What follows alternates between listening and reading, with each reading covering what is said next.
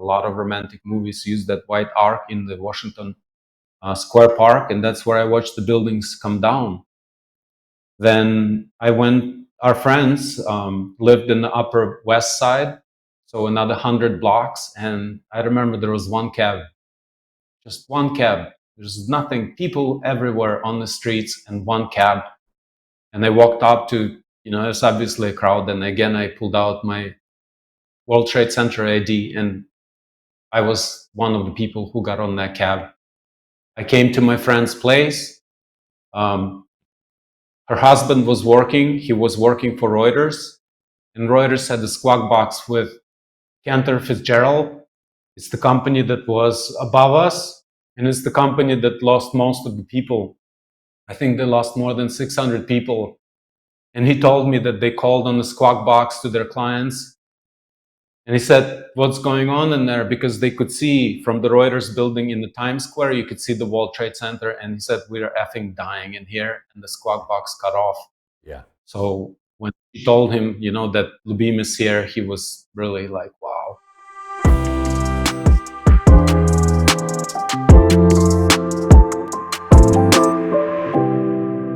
Hello, I am John Brink, and we're podcasting on the Brink from downtown Prince George, British Columbia, Canada. And for all those people watching us, today we have a very, very special podcast.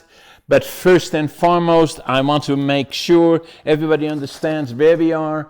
Canada, everybody around the world says, okay, we know where Canada is, in British Columbia on the West Coast, right? Right. And there is a big city called Vancouver, right? And where are you, John? Well, we are 500 miles north of Vancouver, or for our European friends, 800 kilometers.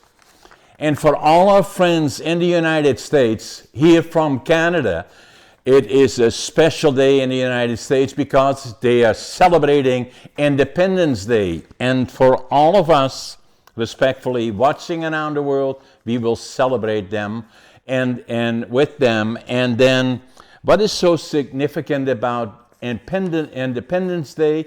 Because it was in 1776, 249 years ago, that the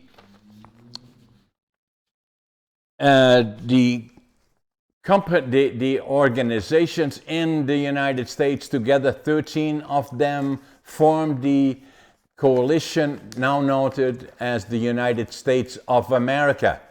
Nearly 250 years ago. It's the 249th year this year. It will be 250 next year. And again, to all our friends in the United States, Canada and the United States are very, very close and always have been, and sometimes going through a little bit of challenges here and there, but at the end, I believe in the world between the Canada, the United States, and Mexico, in particular as North America, we have lots of potential, work very, very closely together, and have had lots of positive results. Today, we have a very, very special guest.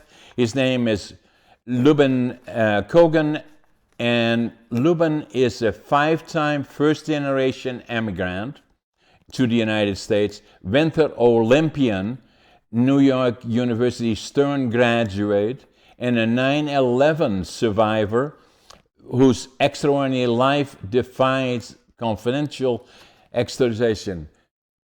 Luben, tell us in particular about you and about your history going back. Where were you born? Where did you come from? Obviously in the United States, but what area did you grow up in? And then, what education background did you have? And then in particular, it will lead us to 9/11. And for all those people watching us, obviously what I'm referring to, 9/11, it was September 2001, when four, terrorists attacked a number of infrastructures in the United States, including the big towers that we have, and up to 2,977 persons died. So tell us first about your background, and then lead us to especially that particular period. Hi, John. Thanks for having me on. I would like to join you in wishing Happy Independence Day to all my fellow Americans. If it wasn't for the founding fathers and the brave men who decided to break away from Britain, then I wouldn't have a chance to pursue my goals as I did in 23 years that I spent in the United States. So happy Independence Day, everyone. I hope it's a safe one for you. Um, I was born in the former Soviet Union.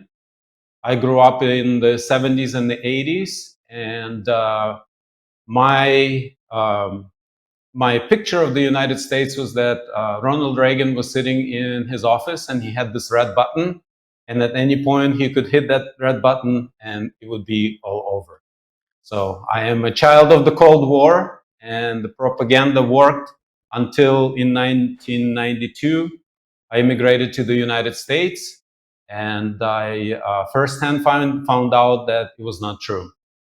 To me, the United States was very welcoming, and I found that all Americans were really generous. You know, throughout my whole way, starting from 17 years old until now, I find Americans being generous, and I'm really grateful that I had this chance. So I spent 23 years doing hard work, knowing as you an immigrant. I've read your book, and I traveled that way, and I did what I thought was the best.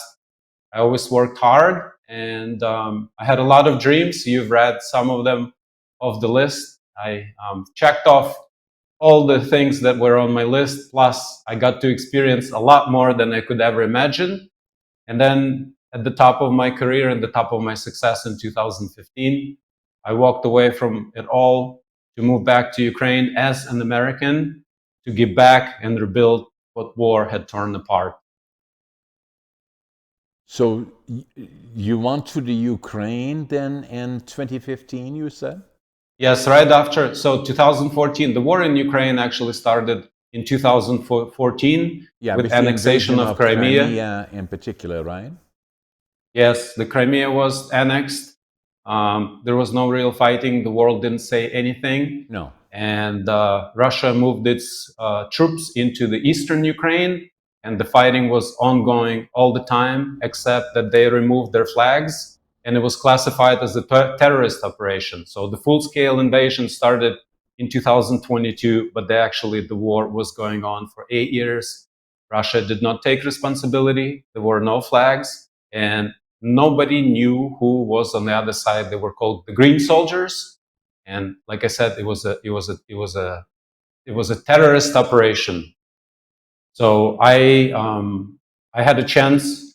I had a chance to take over a failing nationwide infrastructure company, and as an American, we believe that we can do anything that we set our minds to. I stepped in, and I led a company of 2,000 plus people with no paycheck, with no plan, no future, in total chaos. And I just did my best again. So how long did you stay in the Ukraine, Lebanon? I stayed I led the company until 2019, and then I stayed as a consultant until the beginning of the war. So And we're looking 2022. I 22. actually left at the end of the December of 2021 because I saw it was coming, and it was to me it seemed very clear that it was coming, and I knew that it was time to go.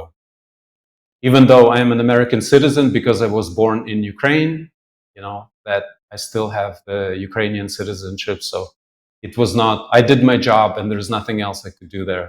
So I left. So just talking about the Ukraine in particular, is I'm troubled by, I was born in Holland in 1940, so I'm nearly 85 years young, I call it. And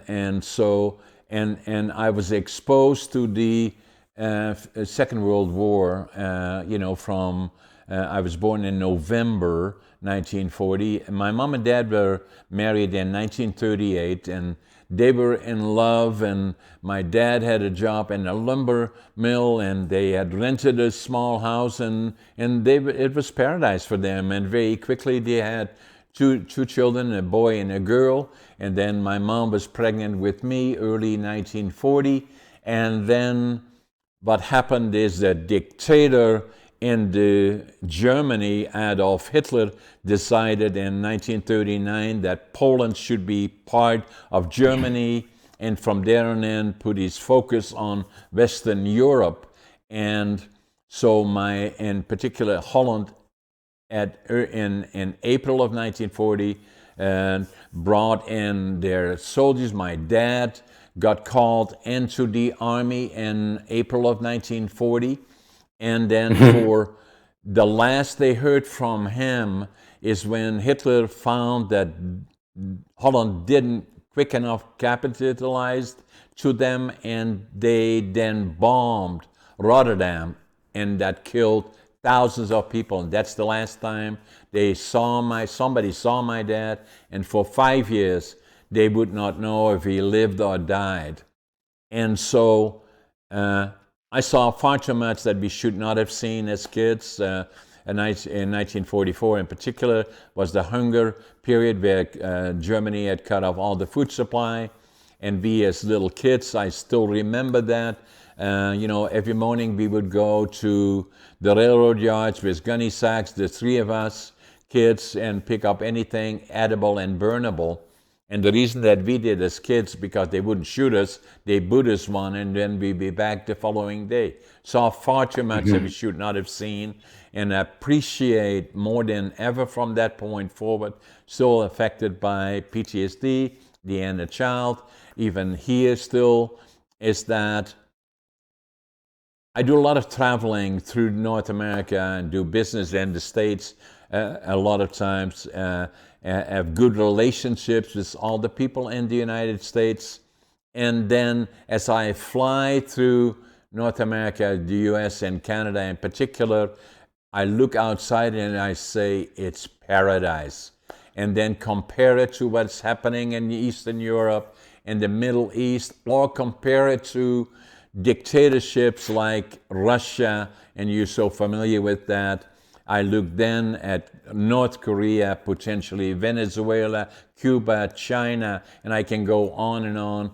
How lucky we are, and especially today as the Americans celebrate the 4th, as they call it, which means July the 4th, 1776, 249 years ago, when it created the independence. And the Constitution of the United States is the foundation. In between, we have politics and all that kind of stuff, but the foundation starts with we the people. And that's the foundation in the United States. In a lot of cases has been the example to the free world and has taken leadership in that area. Save and except every so often, obviously, we get concerned as they want to turn us into the 51st state, but that simply is not going to happen. But we still love our friends in the United States and in North America, in the free part of Europe as well. So, but more than anything, I'm troubled by, and I gave you that background, I'm troubled by, after the Second World War was over, a lot of people in Western Europe, in Holland and other places, but Holland in particular, left Europe because and want to emigrate to places like the United States and Canada and other places, Australia, but mainly those areas, because they feared the Russians would come in through Eastern Europe, one as far as we know, Eastern Germany, obviously, and then pushed further into Europe. And that fear was there with a lot of people, especially the ones that were active in the underground fighting against the Germans. And so that were then identified. That's the first ones they would eliminate. And so there was a real fear. Fortunately, that did not happen. And at that point in 1947, the Marshall Plan came in, where the US, Canada, and the UK together liberated Western Europe when they landed in Normandy in June of 1944, pushed their way through Europe and Canadians liberated the part of Holland. They came through Normandy, lost a lot of people there, a lot of people died. pushed through France, Belgium, then Western Europe, and then we were living in the northeastern part of Holland. And so the thing that changed my life, we were liberated April the 12th, 1945 by the Canadian Army. It made such an impression on me as a 5-year-old that I knew as I grew up I would go to the land of my heroes, Canada. And I did when I was 24. And I'm Wow. proud to be a Canadian. I'm proud to be part of the free countries in the world, democratic rule, and all the other things around it. I have lots of friends in the United States, and I think together we are much stronger. Independent countries like Canada, US, and Mexico, working together as independents is the future and makes us powerful, including the United States. But the question that I wanted to put to you after that part, that I feel passionate about, obviously, is that I'm frustrated by why are we not doing more in the free world to see the Ukraine, which is so critical, and Zelensky and his team fighting with against the Russian and Putin in particular, who there is no question in my mind, his objective is not only taking the Ukraine, but bring back Russia to controlling most of Eastern Europe and maybe beyond. That's the objective. And I do not understand why we are sitting here collectively and rather than saying, let's make sure that we support Zelensky, and I'm immensely troubled by that. John, thank you for sharing your story because I've read what I've read, but this really makes it personal. And one of the things that I didn't get, you said nobody heard from your father for 5 years. Has he ever come back, or? He came back after we were liberated. Okay. And then to me, he was a stranger because I was 5 years, who is this guy? And then the other part, their relationship was never the same again. PTSD affected him for the rest of his life. He was very successful, very proud of him, but alcohol became an escape in a lot of cases. Okay. Yeah. Great. Thank you for sharing that. I grew up during the Afghanistan war. It started when I was 5, and it lasted until I was 16. And in the former Soviet Union, army was mandatory. So basically, you turn 18, they draft you, and they send you to kill people in another country. And that was always on the background. So growing up, one of the reasons why I stayed with sports was because if you were a good athlete, you had a chance of not going to war. And my father always told me that we are peaceful. We don't kill people. We help people and we take care of people. And he told me that I will never go, And fortunately, that war ended when I was 16. But then when I was 17, we moved to the United States. So he said, he still sometimes says, I saw your boots being shined. And that's why we moved when we moved. The Soviet Union broke up in 1991, and I went to the United States in 1992. But we were already ready to go. Nobody knew when. When the Soviet Union fell apart, Ukraine fell into chaos because it used to be one of the 15 republics that had planning, budgeting for over 70 years that came from central government that was in Moscow. And then it became an independent country. And if you imagine, at that time, there was the last large immigration wave. And I remember that, when you are leaving a country that you were born in or you lived in your whole entire life, what people do is they sell everything. They keep their most prized possessions. And those things are probably something that was passed on from generation to generation, and you have cash. So racketeering was a big business. It was rampant. If somebody found out that we were leaving, it would be just a matter of time until the doors came down, and they would just, criminals would bust into your place, and they would take everything. And there were instances when people resisted and they were killed. So our leaving Ukraine was done very quietly. Before the summer, my dad sent my stepmother and my two little sisters on vacation to Bulgaria, and they never came back. Then one day in October, he came home and he says, "Lyubim, we're leaving." I said, "Okay, when?" He said, "In about 3 or 4 hours." I said, "Where are we going?" He said, "To the United States." I asked for how long, and he told me forever. Yeah. So I had a few hours to pack up, and at that time, I really wanted to ski. So I had this little blue bag, I remember. I took my ski boots, my jumping suit, my helmet. I wore my training suit, and I remember that on the plane I didn't even have socks. And Were that's you in how I came to Kiev? the United States. Where were you No, living? I was in Lviv. Lviv. It was east. Sorry, it was west, so Yeah. closer to Hungary. Yeah, yeah. Yeah. We So, just left like that. so how old were you then, Lyubim? 17. I was 17. 17. I just finished high school. I was a national team athlete. I was popular, as a teenager who does sports could be. Everything was great to me. And then I had to go. What And we left sports like were you that. doing? I ski jumped. Oh, you ski jumped. When yeah. you go, yeah. Yeah, yeah. Are you in kilometers or miles per hour? Well, here we are kilometers now, but I can Okay, relate so to miles as well. you go 100 kilometers an hour, and then you go head forward, you split your skis, and you try to fly as far as you can. Amazing, yeah. Yeah. And I came to the United States. We came to New Jersey. That's where my father's brother lived for about 4 or 5 years. They immigrated earlier, end of 80s.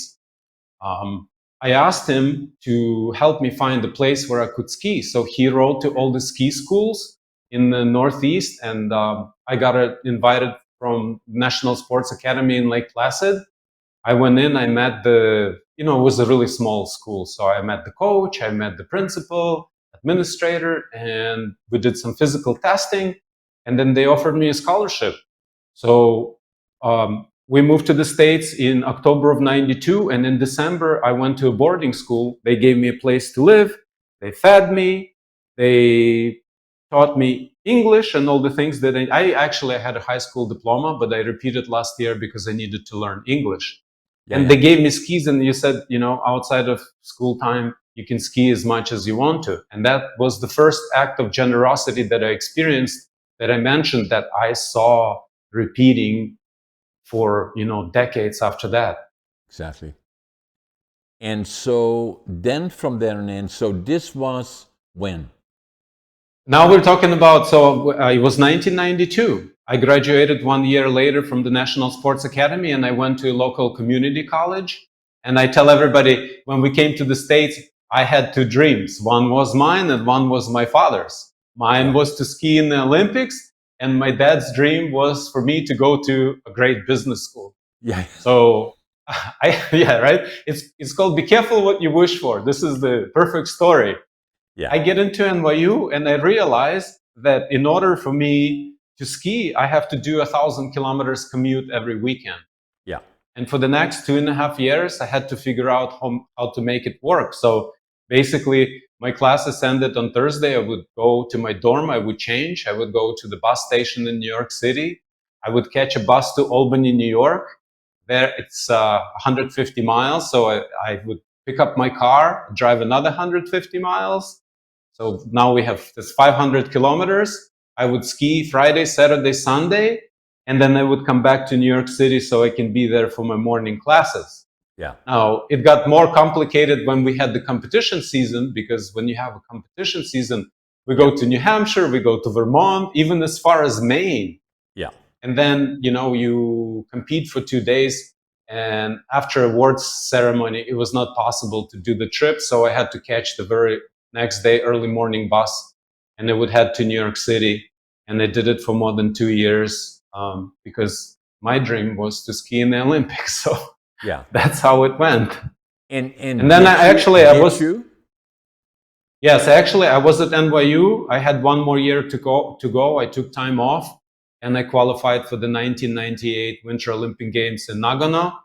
And as I was told by one of my professors, Professor Hipscher, he was a partner at Ernst and Young. He said that I was the first full-time student at New York University Stern School of Business to qualify for the Olympics. So where were they again that year, 1998? Japan. I got lucky in terms of being geographically. Yeah, it was Nagano, Japan. So Yeah. not only I went to the Olympics, I went to the Olympics in a place that was culturally so different, and it was super far away. Yes. Yeah, it was that was really amazing. So you did how did you make out? I did pretty well on the small hill, but I was second from the end on the large hill. I said if they awarded medals for the guys who are at the end, I was second from the end. And actually, we had a guy who finished the last in '94 Olympic Games, and I was just praying. We had really bad weather. I was like, I don't want to repeat that. So being second from the end on the large hill was a big accomplishment. And let's be real, John. I'm not a talent like the A-level athletes. They're not like us. They're psychologically and physically, they're built for that sport specifically. Exactly. I was just crazy enough to go after my dream with all I had. And I got lucky because the year when we were qualifying for the Olympics, it was a super warm year. 97, 98 was one of the warmest years on record. And our final qualifiers were in Poland, in Zakopane, which is in the Tatra Mountains. But they were preserving the hill just for the competitions. And what we had to do in the morning, we would wake up, we would get in the team car, and we had to drive across the Tatra Mountains into Slovakia. Oof. We would jump morning session, then we would eat lunch, and then we would jump this afternoon session. Then we get in the team car and drive back. Now, after so many years, I'm starting to realize that me traveling that 1,000 kilometers every weekend got me prepared for that moment, because all the national team athletes, everything is ready. You normally go, you show up, and you perform. Exactly. Those guys were not ready. So after a week of going back and forth, they were all done. They were just finished. So I grabbed the last spot on the team. There only took 3 people, and I was the 3rd guy on the team. Yeah. And so from my perspective, being qualifying and being participating in the Olympics makes you a super champion, in my opinion. And so because that takes effort, not only physically, it takes effort in preparation, it takes efforts in mentally and all the other things, but it was a dream that you had and you fulfilled the dream. So the next one is your dad's dream. Now, I come back from the Olympics. I finish NYU,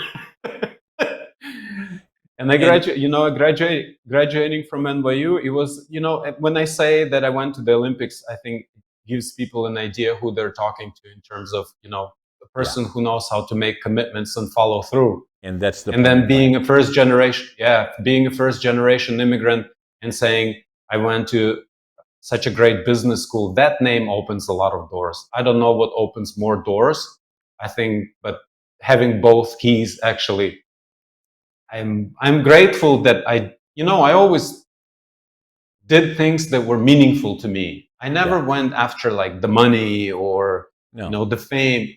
And ski jumping, if you look at the history of the former Soviet Union, it was a machine that produced medals, right? And in the whole history of the Soviet Union, there was one guy who won the Olympic Games in ski jumping, and it was in 1950s. Yeah. Okay?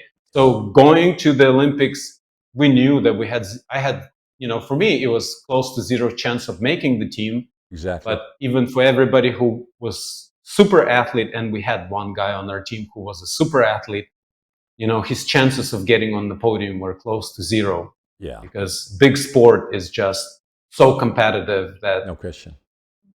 But you have to be born in the right country, or be all super of talent. Elements, Yeah, all of those elements, other than the sport itself, are critically important, right? So the other thing that it does now, it brings us to Wall Street. you know, and to leading humanitarian missions in the war zones. Tell us about that. Okay. We're kind of skipping quite a long period of time with those Okay, two, but let's go back I to, graduate. yeah, let's go back to, you graduated, so now where do we go from I'm here? graduated. I graduated in 1999. I say I Okay. was the last graduating class of last century. Yeah. And when I went to NYU, I was the first class that was required to have a laptop. So before me, they didn't require to have a laptop. Now you look at how kids are in how they go to classes. Everybody has a laptop. Everyone has a phone. Everything's being recorded, then it's being transcribed. But that time they said, okay, you're in top business school, so we're expecting for you to have a laptop. And I graduated in '99, and I was studying for the CPA exam. It's a certified public accountant exam. It's one of the most difficult exams. I think the exam for being an actuary is the toughest exam because they need to do a lot of calculations. And the certified public accountants exam is a very tough exam, and it was an 8 months preparation course. It went on, I went to school during the week, and then all my weekend I spent studying for this exam. And the only job that I could find that would fit my schedule was valet parking cars at the River Cafe. And if you watch romantic movies about the New York City, and you see it's like you see the Hudson River and the Brooklyn Bridge, Yeah. they shoot it from the River Cafe. Across the river were the Twin Towers. Yeah. So every day when I came to work or every day when I was at school, I could see those buildings. Yes. I don't know if you have these things that represent something to you. Like as an immigrant, to me, it was the pinnacle of success. The Yes. top best people in the world worked in those buildings. Yes. And I always told the guys who I parked cars with, they said, I'm going to work in those buildings. And everybody, of course, laughed at me. And after graduating from NYU, it was 1 year after the Olympics, so everybody wanted to hire me. And I was lucky to get a job on the trading desk. My first address, my first office was at 50 Broad Street. And if you look at the original address for the New York Stock Exchange, I think it's 14 or 12 Broad Street. Okay. Then they built around the corner to Wall Street. Intersection of Wall and Broad is where the New York Stock Exchange. They refer to Wall Street, but the original building of the New York Stock Exchange was on Broad Street. Right. If I would walk out from my office, I would look to the left. 3 buildings down were the white columns of the front of the New York Stock Exchange. We were facing in the same direction. So imagine 8 years earlier, 8 years earlier, I came to the States with nothing, no English, and here I am working right next to the New York Stock Exchange. Amazing. A little time after that, a group of traders, they were more senior traders, they joined another company and they went to the World Trade Center and they said, Lyubim, do you want to go check it out? And I was like, yeah. We went there and I remember sitting and, the building was magnificent because you had these windows from floor to ceiling. Like it was just open, panoramic view. And I was like, I am working here. And they're like, dude, we haven't even told you the conditions. I said, I don't care. I want to work here. And I accepted. I said, I'm just going to pack my stuff and I'm coming over. And that's how I started working in the World Trade Center.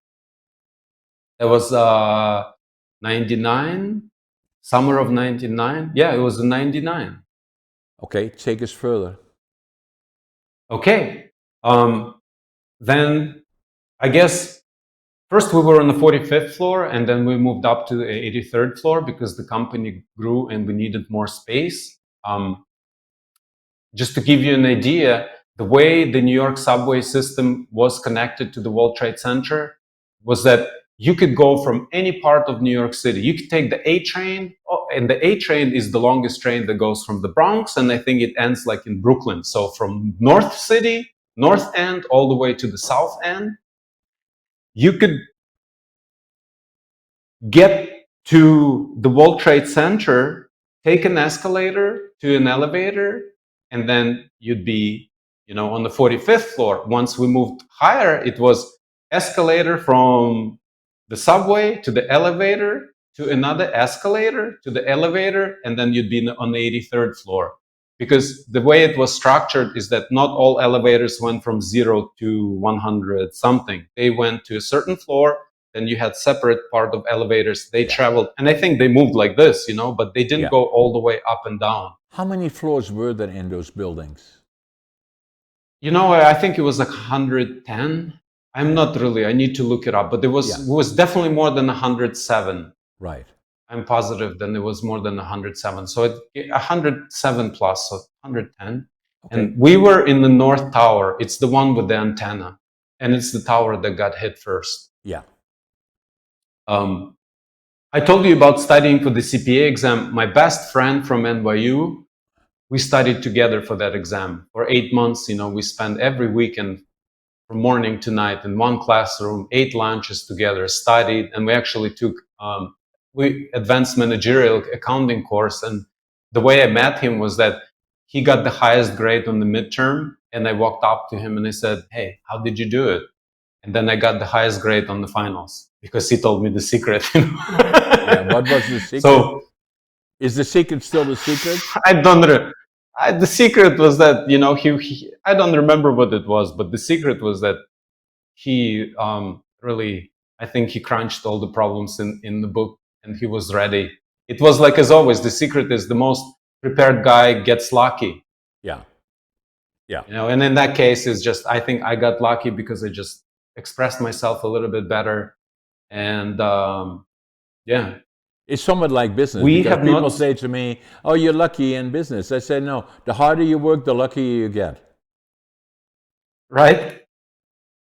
Hard work. Especially, I read in your book how hard you work. That story that you tell about pulling that wooden chip from the machine and getting burned, right? Exactly. Nobody sees that. Nobody sees the guy who lost his skin in the fire. All they see is the guy who is on the cover. Nobody sees how much time you spend researching and writing a book that you said you're not a doctor, right? Exactly. But you're writing on topics like longevity and, most important, quality of life. Exactly. So when you spend hours, like running a business, I think, I don't know if you'd agree with me, it's a very lonely way, and you spend a lot of times alone, and you just have to be able to shut the door, turn everybody, the whole world out, because there's a million people that will tell you that it's not going to work, especially the ones who are close to you, because they don't want to see you working so hard and then it not working out. Yeah. So, and the other ones that want you not to succeed is the ones that don't want you to succeed for whatever reason. But I like what you're saying about being alone and saying, to me, what is important, being at peace with who you are. And so that I like being alone and not, and I'm also social, but I like being alone, And I think the reason we like being alone, because I like being alone too, is because the things that we work on, the big goals, they come from here. They come from inside. They don't come from calculations, thinking how much market share I can capture. Maybe there are some people like that, but at the end of the day, all they have is money. And I was, when I was in New York, obviously everybody is concentrated on how much money you have, and it's been going on forever. Now it's like spread all over the world. Yeah. But I found out that my happiest moments were when I was homeless, and my least happiest moment was when I worked out from that homelessness and I had so much cash flow coming in that I was trying to push it over to the next year so I don't have to. In the United States, we pay the tax in April. So if you get paid in November and December, few months later you write a check. But if it comes in January, then you have a year and 4 months to write that check. Same and at that moment, in that moment, I thought that making money would solve all my issues. Yeah. But it did not, and it was one of the unhappiest realizations. So just getting back to being with yourself is that if you're working on something that is meaningful to you, exactly, and you write about life, so I know you're clearly aware that we're not going to be here forever. No. And even if we're lucky, we make it to 120 years old is your goal, right? It's not that Exactly. long of a time. No. To achieve anything meaningful takes time. Exactly. And you need that time, uninterrupted, quiet time to let things that are in you to come out and materialize. And the Would other you? and the other part, Luben, is quality of life. Because so many people, as they live the last decade, they take hands full of toxic Pills. stuff that's not good for them, and it becomes the difficult period. I'd say at all costs, try to avoid that. Start early. Quality of life is the critical part. I want to go back to 1999. You said that, I just wanted to say thank you because yesterday I talked to my dad. He was outside, and then I'm reading your book. And this morning I write him a message. I said, Dad, you got to get, he was really active. He put me on skis. He brought me everywhere. He was like the guy. He said, I used to be a suitcase without the handle because I came everywhere. When I was 6, I was begging him to take me to a ski trip. And I said, I will not complain. I will not ask for anything. Just please take me with you. And I'm looking with him. He's approaching 70. And today I wrote him. I said, Dad, you got to get in the gym. You got to get back to, Pilates, to the weights, because you are becoming frail. And so I wanted to thank you for that. It was a message that you gave to me and I passed it on. Yes, sir. Living young, dying old. That's what I'm talking about. I'm going to send you copies of all my books, and I'm going to sign them for you. Cool. And I want to you. have your dad share this with me. I'm the oldest competitive bodybuilder in North America at nearly 85. That is so awesome. So thank you for inspiring. You gave me the message that I have to give, that they gave to the most important person, who gave me life, and he was supportive there all my entire life. So sure. And I'm grateful for the book because I have the Kindle and I have the audio version. So this would I will have a complete collection. I like it. Let's go back to 1999 and the 83rd floor, because I want to and your friend, Okay. You said, that studied with you, then you stopped and went elsewhere. We haven't seen each other since studying together, because he went to work for Merrill Lynch, and he worked for Deloitte and Touche, then he worked for Merrill Lynch, and on Monday we were supposed to meet, September 10th, and his boss kept him late. So we started a lot later than we planned. I don't remember what time it was, but it was dark. So it's September. It was late, and again, my dad raised me. Punctuality was a big thing. He had the saying. He says that punctuality is the privilege of the kings. And I'm the guy who saw my boss. I would run after it all the time. And if I don't catch it this stop, I'm running another stop. It was always like that. Yeah. And on that day, because we woke up late, he said, man, I'm not even going to work. I'm calling in sick. I had a lot of things to do. And I remember seeing that bus. And for the first time in my life, I didn't run for it. I so clearly remember where I was going. And I was like, I'm not running. I remember that was the first moment. And, a lot of times people ask me about divine intervention. It was everywhere. So I don't run for the bus. I catch the next one. I decide, since I'm late, it was around 9 o'clock, I would get off one stop early on the subway. And I told you I could ride underneath the World Trade Center, take the escalator to the elevator, to another escalator, to the elevator, and I'm on the 83rd floor. I didn't need to go outside. And I go outside to get a coffee, and I'm walking up from the subway, and I see everybody standing looking up. And I look up and I was like, oh, wow, it looks like our part of the building, because the North Tower got hit in the upper floor. Yes.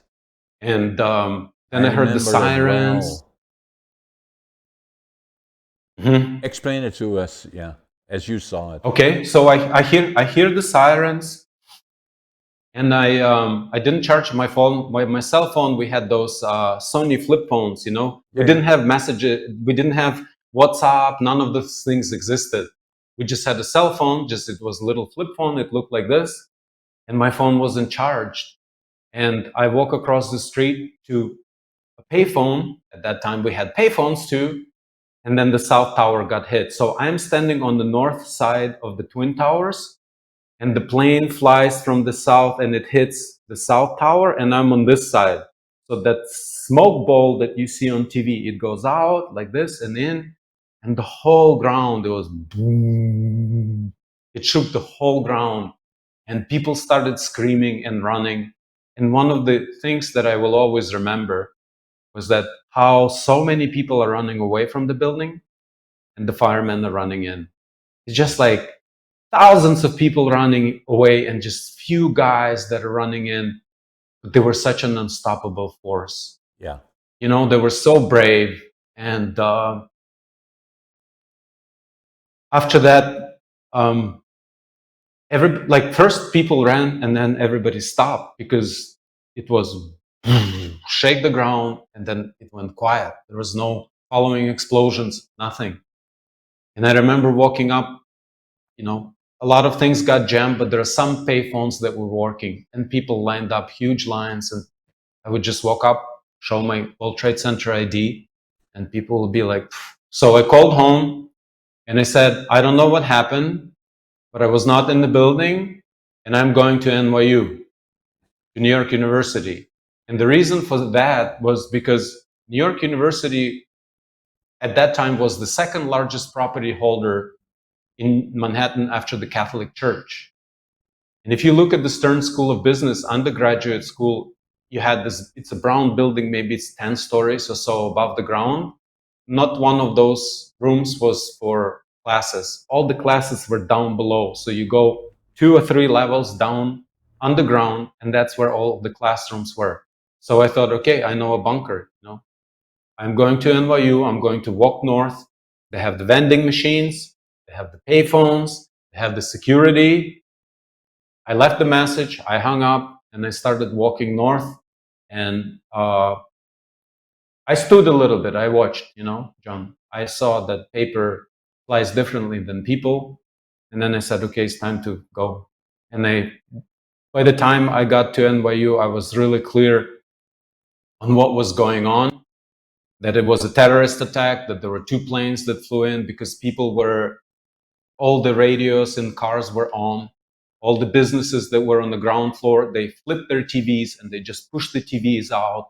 The people who were walking north or, you know, anywhere would know. And I saw the Twin Towers come down from the Washington Square Park, which is right next to the New York University. The white arc, in a lot of movies, they show it. A lot of romantic movies use that white arc in the Washington Square Park, and that's where I watched the buildings come down. Then I went, our friends lived in the Upper West Side, so another 100 blocks. And I remember there was one cab, just one cab. There's nothing, people everywhere on the streets, and one cab. And I walked up to, you know, there's obviously a crowd. And again, I pulled out my World Trade Center ID, and I was one of the people who got on that cab. I came to my friend's place. Her husband was working. He was working for Reuters, and Reuters had a squawk box with Cantor Fitzgerald. It's the company that was above us, and it's the company that lost most of the people. I think they lost more than 600 people. And he told me that they called on the squawk box to their clients. And he said, what's going on in there? Because they could see from the Reuters building in the Times Square, you could see the World Trade Center. And he said, we are effing dying in here. And the squawk box cut off. Yeah. So when he told him, you know, that Lyubim is here, he was really like, wow. The following day, I went to the West Side Highway. So for people who are not familiar with New York, if you go west in Manhattan, you get to the Hudson River. And if you look down south, you see the World Trade Center, and all you could see this black smoke going across the river. Further west, towards Jersey City, towards Statue of Liberty. And I knew that I'm leaving New York on that day. So when the roads opened up, because the roads were closed for a little while, the National Guard moved in. It looked like a war zone. When the roads opened up, I packed up my car and I drove to Colorado. And that was the end of New York for Lyubim. Unbelievable. So from there on forward, so Should I continue, John? Because that story is not. I want you to continue. Yeah. Okay. I drove to Colorado. I got an offer from a company in California. I went to California, but because trading begins on New York time, and California is 3 hours behind. Yeah. You had to get up really early. You had to drive. You finished your day really early, and the culture was really different than it was in New York. It was really relaxed. We were super competitive. They were super chill, and it didn't really fit me. So I went back to Colorado. And again, Colorado is, I'm a skier, that's where I was training for the Olympics. That's like if there's one place on earth that I belong to, it's Colorado. And I always call it my home. And, Wings for Heroes, we're incorporated in the state of Colorado. We're a Colorado public benefit corporation. I worked for a few months in Colorado until I got an offer from a trading company in Austin, Texas. Excuse me. But because our building was destroyed in the act of terror, I was classified as a displaced person. And the American, excuse me, the American Red Cross sent me a check for $15,000. And that's how I started over. Yeah. So I have this endless appreciation for the American Red Cross. Yeah. That later became a model. And the founder of the Red Cross is my personal inspiration.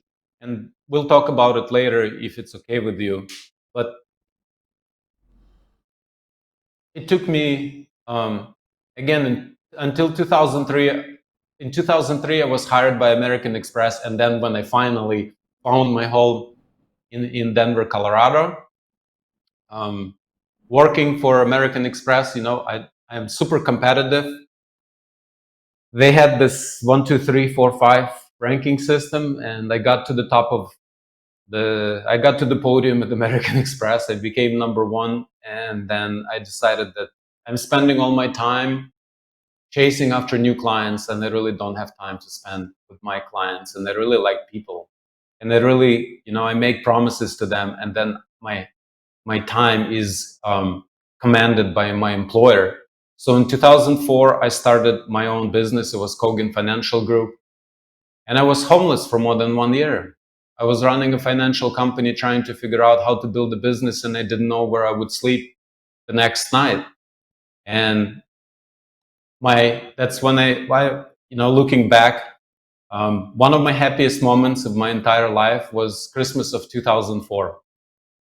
We had a roof over our head, and we had organic chicken on Christmas. I remember sitting outside. I still could hear those, the semis when the engine brake. They were going right out. It was like a motel, it was the cheapest version that you could find. And we were sitting on the floor, and we had organic chicken. And I remember I was so happy that was really cool. So, I worked really hard. I guess working hard is an understatement, but I know you know what I mean. It was only work all the time because I had to get out of that. I don't know if it's poverty or homelessness. Is just, I've made a lot of money. I'm graduating out of NYU. I had a great job. And then 4 years later, I'm finding myself 5 years later. Now it's 2004 already. I'm homeless, but I'm building a business, And then years later, when it worked out, actually, we were in Vancouver, Canada. Oh. That was my gift. And I remember being in Vancouver. We're staying, I think it was Soleil, right? It's the sun. I don't know how to pronounce it correctly in French. And we had this, it's a little boutique hotel, and we had this top floor. It had little balcony outside. And I am there, like I financially made it again, but I sacrificed my personal relationship. And I thought, if it's like this, when things are good with the business, what would it be like when the business there will be a downturn? And I'm very clear that you don't always go up. And that was one of my unhappiest times, realizing that I got what I thought I wanted, and I got what I thought would fix all my issues, but the fact that it just made a lot of money, it didn't fix the relationship. It was heartbreaking. Yeah. So never again I chased money for the sake of money. No. Take us further forward. I see a picture of you, and I believe that is Above It All is that a book that you wrote? We are writing it right now. So just a little bit more. Okay, I will get to the book and then I'll pause, right? Yeah. Okay. My claim to fame was that in 2008, 2009 financial crisis, I didn't lose any money. Right. And it's not because I'm some super wonder king. I have an accounting degree and a finance degree. I have 2 degrees. I was just digging through financial statements, annual reports, and I found that there is a 50 billion loss in the footnotes of Citigroup. And basically, footnotes, they're in the back, disclosures in the back of the annual report. Probably next year, from those footnotes, they would be on the financial statements and that the whole world would see it. So I went to all my clients and I said, look, this is what's going on. And I know how financial companies work. They're all in this mess. And when this thing blows up, that would be too late. And all of my clients said, okay, we're out. We're getting out completely, because they saw what was going on. And for those who wasn't around then does not remember the lesson, but what happened in the United States was that they were giving out loans left and right. And they had those loans that called NINA loans, no income, no asset verification loan. So I would come in and say, my name is Lyubim, I make $1 billion, I need $1 trillion loan, and they would give me all the money. Yeah. And people were getting loans that they didn't qualify for, and they could make only 3 payments. Then they could make only 2 payments. And then they couldn't even make the first payment. Yeah. That's how we, just broke all the rules and went into the darkness.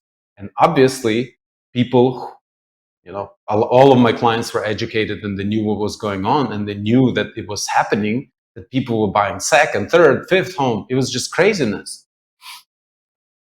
They got out, and then I say I had nothing to do. So I started a radio show. I started a radio show in Colorado. It was called Secure Wealth Colorado, and then it became just Secure Wealth. And it is still before the crisis. The message that I was giving it, like just talking about the fact that everybody's ignoring that music is playing, but we really, not that we don't have enough chairs, we don't have any chairs. Yeah. When it stops, there will be nowhere to sit. And it really took off. And less than a year later, I was on 11 different stations in 6 or 7 different states. So again, I find myself flying all over the country, just really busy, working all the time. And then the financial crisis came, and after that, there was nothing really to do. It was too late. And it didn't matter if you were a good guy who did his job or like everybody else. There was so much hatred to anybody in the financial industry that I was like, I want to get out of that thing. And fortunately, I got an invitation from Steve Forbes to present his success in the new economy. We're talking about 2011. Yeah. In 2011, I went to New York. I think I was the youngest guy in the room. I was definitely the most nervous guy in the room. That's for sure. And it was so stressful that the only thing I could remember, John, when you're on the big stage, there's a guy in the back, you have all these lights shining at you, right? So you don't really see people. Yeah. And the only person you see is the guy who's standing by the clock, and he's all like, your time is running out, you gotta cut off. And I'm like, I have to finish. Yeah. So I guess I did well. And I'm saying I walked off the stage. Not only I was soaked on top, like my pants, everything. I was just like, somebody dumped me in the water. I was looking at myself and I was like, what is going on, man? And I guess I don't remember. It was out of body, out of mind experience, but I got an offer to contribute to Steve Forbes's book that he was writing, and it came out and became a bestseller in 2014. Yeah. And the following year, I got invited to speak at the United Nations headquarters in New York City with Brian Tracy. And Brian Tracy was the first guy who showed me how inadequate I was.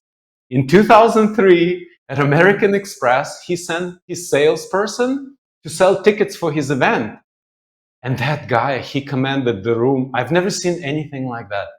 It's like he had strings to all of us. There were like 60 something financial advisors at American Express, and that guy made us do stuff. He's like, you guys look at, he said, stop. And he said, look at yourself. You look ridiculous. Why are you doing? And he did like, do this, like really strange stuff. And everybody repeated. And he's like, why are you doing this? And everyone, because you told us to do it. He said, exactly. That's why you have to come to Brian Tracy training. So I bought all Brian Tracy's trainings and I became obsessed with that guy. Now, 2015, I get an invitation to go to New York and present at the United Nations. It was a few weeks before my 40th birthday. And I remember I was like, man, I don't have anything. It's just beyond all my goals and imagination that I had, you know, when I was starting the journey in the financial world. And I thought I'm going to cash out, man. I thought I'm going to bring in the big box. But then, you know, that when just a little earlier, Russia annexed Crimea. In 2015, I went to see my dad, and I saw what was going on. I got an offer to audit a nationwide infrastructure company, and basically, I spent I think it was like 2 or 3 months that I was doing my work. And we're talking about 2015. And they asked me to stay on and take over the company and make it last until better times, until they could refinance, restructure, because they were borrowing in the United States dollars to expand. And they went from like regional gas station operator to major 90 plus gas stations. We had we had 2 storages, almost 50 million liters of gasoline and diesel. And the mistake that they did was that they kept servicing their debt to the point where they started using operational cash flow. Right. And when they came, they could not buy product because they owed product. They borrowed the product, but they couldn't pay it back. And like the credit history was good, but they didn't have money to run the business. Right. And while I was there, I said, first thing, I understand that, you know, management always try to look themselves better. And that's normally by blaming, because no manager would take responsibility and lose his job. And I said that if you guys want to point fingers, you got to go. Yeah. And things changed and people believed that something could be better. Like imagine there is a war going on, right? And here's this guy shows up from America and things are starting getting better and people are showing up and they're like, nobody really worked for money, you know, they're like really wanted the company to succeed, because when they came, there were 2 pay periods behind. And in Ukraine, 3 pay periods is criminal. Yeah. Because back in the 90s, when the Soviet Union broke up, companies just didn't pay people and the whole country was starving. Yeah. So the governments got really tough and they said, if people do their job and you don't pay them, we're going to go after management. We are not going to let you live well at the expense of your employees. So I had 1 pay period before we were getting criminal charges. And like I said, I stayed as an American and I really, there I had to reinvent that. It was a real test. So for 5 years, I was building teams and teaching people how to do things. And we just had to make it till tomorrow. You know, it was like daily, 24 hours a day, just getting operational information and making sure that we survive. And then 2009, things changed. You know, we actually succeeded. They wrote off a lot of debt. They restructured. And by then I built teams, you know. So yeah. I went around and I found people who cared, who worked, who had some kind of standards, because there were no standards, like exactly. no company nationwide standard. And I would find people that were doing really well. Like, for example, there was Odessa region. We had gas stations that didn't have running water. Yeah. But those guys won like a 2nd or 3rd place for the best rose bush in the whole city. Exactly. And it was like huge. And I was like, how did you do it? And they're like, well, we go over there across the street and we carry these buckets and we water this. I was like, okay, you're coming to headquarters. And I found people like that. I brought them to headquarters and I said, make the whole chain look like, I want them to look like your gas stations. And Exactly. basically, in 2019, they were functioning well enough that I said, I don't want to renew because it was a lot of loneliness. Imagine I'm an American, I'm the boss, I have no friends, I have nobody to talk to. I worked so hard. I remember some days I was paralyzed on one side. I couldn't get up. Like it Yeah. took everything out of me, man. Yeah. I was laying there. I was like, Just I can't move exhausted. my arm. I can't move my Yeah. leg. I just need Yeah. to. I said I will stay as a consultant, but I will not renew my contract. And yeah, that's the Ukrainian part working for the company. Exactly. So the message that we share with all the people watching us, we can do another podcast because your story goes on and further. And so the message is, for me, always has been, I also started here with nothing and gone through all the ups and downs, and you've seen most of my books, as you have looked at, is that, when I came to Canada, I wanted to start with nothing, and so when I came off the bus here in Prince George 60 years ago, I had a suitcase, 3 books, 2 sets of clothes, and I counted my money at least 3 times. I had the dream of building a lumber mill, and I had $25.47. But what I did have lots of is attitude. I've always been positive, passion. Whatever I do, I give it 125%, and work ethic. And even now, and what will follow is success, as it did for you, is that even now I get up at 5:30 and nearly 85. I get up at 5:30. I always make my bed and I'm always in a hurry. And I'm excited about every day. And as I fly around, as I said early, across North America, in particular the United States and Canada, and I look outside, I say it's paradise. We are so lucky and so Yes. fortunate compared Yes. to others. And again, as we started our conversation, and we'll do more of this, at another point as well, is again, I congratulate my friends in the United States. Let's work together as independent countries, Canada, the United States, and Mexico, working together, making this a freer world as we did after the Second World War, as we can do now in Eastern Europe, and work together more than anything, and celebrating our Canadian friends, our American friends for the Independence Day, nearly 250 years. They're the example, and and again, I really enjoyed your story, Luben. As an example, I know that all those people that will be watching us around the world will get inspiration from you and our I hope stories so. together. And so if you like what you're seeing, subscribe to us, like it, share it with others, make comments. Have you got a website, Luben, where people can check Yes, on sir. you and your potential books? Wingsforheroes.org. Wingsforheroes.org. And it's wings, WNGS number 4, HEROES.org. And so so is that a book that you what does that I just want to come back to this. Just real quick. Yeah, just Yeah. real quick. I was at the gas station, at one of our gas stations by the highway. It was year 2016. And I see this amputee rolls out in his wheelchair from the gas station and he goes towards the highway. And I'm thinking, where is this guy going? Because there is no pedestrian way. Like you and I, we could not walk, forget the wheelchair.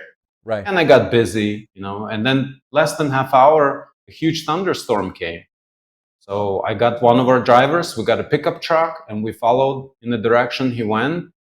And we found him on the side of the road, all splashed and mud, and nobody stopped, John, like really nobody stopped. So we picked him up, put him in the car, put his wheelchair in the back, drove him to his place. And I tell everybody that he was not doing well at all. He was really in bad shape. You could see that he was almost out of this planet.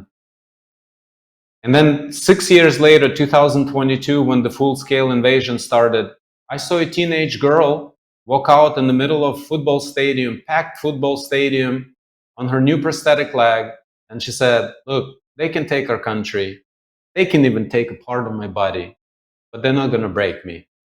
And that was the moment when Wings for Heroes started, when I decided that I'm doing something. I'm done thinking that I should do something. Right. I'm doing something. And idea was to bring amputees and to fly them with my paraglider. And it took me a year and a half to make it happen. And now we just crossed 1 year. The thing that you're handing in your hands is the book that we're writing. It's our number one. He's the first passenger. He was 20 years old when the war started. He volunteered to go. He turned 20, 13 days before the war started. And they sent him to fly drones, but he said that he felt like he was hiding behind the back of civilians. And for 5 months, he was writing to the government, asking him so they would transfer him to the assault brigade. He gets transferred to the assault brigade. They were in a close fight with the Russian occupiers, and his commander went down. And he went for his commander, and he said he was within arm's reach, and he got shot. He has one bullet in his bulletproof vest right here, and they got his leg. And all the logos that we have, what you're holding, this guy here, he's on all of our logos. All the logos, the t-shirts that we wear, the guy on the logo is our number one. He is the kid who volunteered to defend his country. And he was here rehabbing for a month because he needed to save his only leg. He had big problems. He just left on June 25th at 3 a.m. We said goodbye to him. He qualified for a new prosthetic leg, which cost $75,000. And while we were here, I asked him, said, look, did you know what you were getting yourself into? He said, yeah. I said, if I fly drones, I have a 95% chance to come back home alive and well. And if I'm in the assault brigade, I have more than 95% chance of dying. And I said, what would you do now if you had to start over, if you had to do over? And he said, I would do the same thing. Yeah. And I said, okay, man, we're writing a book. So we spent a month putting together the information. And on July 1st, 3 days ago, I just put a Kickstarter program to do the pre-sales. And now I have to step away from doing all the podcasts that I can sit down and write what he shared with me. And I think that the world needs to hear what a 20-year-old could do, and the resilience, the mindset, everything that guy has. Everybody needs to know it. So, and the title will be Above It All. Yes. Yeah. Amazing, Luben. We will be looking for it. In the meantime, I'm going to send you copies of my books. I sign them for you. Thank you. And then let's stay in touch, because we have so much more to talk about. We'll do another podcast. I'm going to make sure that Scott stays in touch with you, that we can, once you release the book, we'll have another podcast as well and share it with all our viewers around the world. Sounds great. Thank you so much, John. Thank you for invitation, and thank you for being so generous with everything that you do. Okay, and it is mutual, Lebanon. Thanks. Take care.